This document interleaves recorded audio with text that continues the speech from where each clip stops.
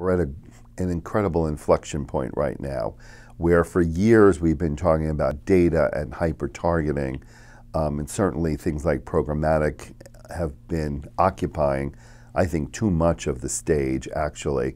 But we're at a great inflection point where we're taking the knowledge from data and not only use it for targeting, but also to build experiences and consumer experiences.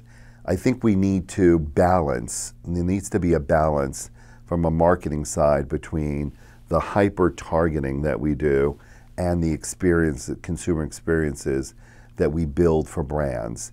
And what is exciting today, and I think the next stage of data isn't only using it for the hyper-targeting that we use in our programmatic way, but using the data, such as from artificial intelligence, from AI. How do you use it to get better insights about a consumer and build experiences around them? It's the next stage of using data and insights is around experiential and not only for the hyper-targeting. So let me give you an example of what I mean by that. As we know that IBM Watson has been a pioneer in many cases in AI, in really understanding the natural way, machine learning of behavior, of interaction. I don't think we've harnessed all the data that can really come from machine learning.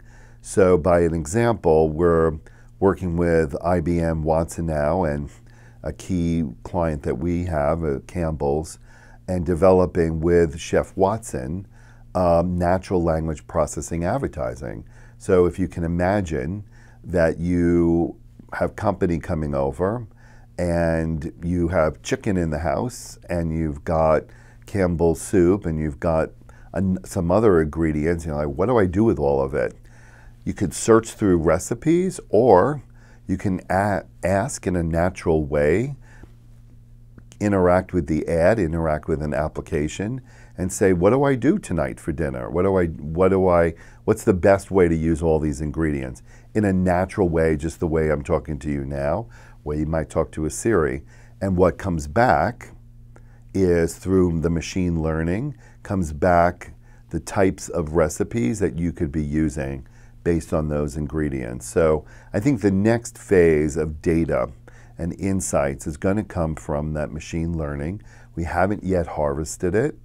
There's still a lot to do. I think marketers like Campbell's who do embrace it and who jump into it early on will benefit from that and build the experiences around it. So I'm excited about that. I think that's going to be something that we're going to see more and more of. We haven't yet cracked the code in how to build those consumer experiences that are based on the kind of machine learning and insights, but that's really what the next phase is, and I think it's very, very exciting. So speaking of experience, there's a lot of talk about 360 video. Yes. There's a lot of talk about VR. It's gotten a lot of attention, certainly through the Olympics. And it's cool. And so tell us sort of where that stands and where that might be going.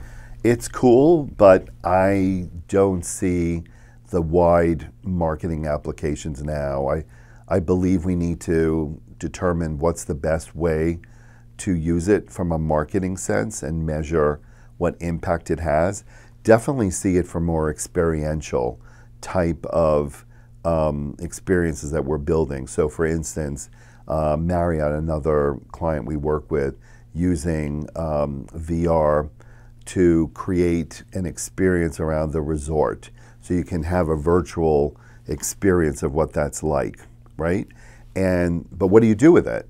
You want to, when you take off your glasses, you really want to get them to book.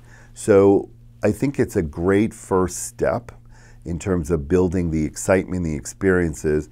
Now what we have to do is connect it to a business outcome, a marketing application, and not just have it as something that is cool and the thing to do du jour, but something that will tie back to marketing. And I think the same thing for 360.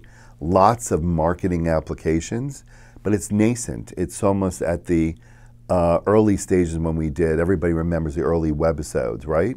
You know, BMW, American Express. the early days, there was a lot of excitement about long-form video and what could be done with it. But what we really needed to do is connect it back to business outcomes. And that's the same thing I see for any kind of VR, AR, or 360, any type of new formats. It's not the format, it's still tying it back to business outcomes. And speaking about that good old digital video that we've been following, covering for the last 10 years, what's interesting to you? And I know you're involved with the IAB, and video continues to grow. The form factor changes. Where it's watched is changing. What's exciting for you, and sort of where do you think marketers?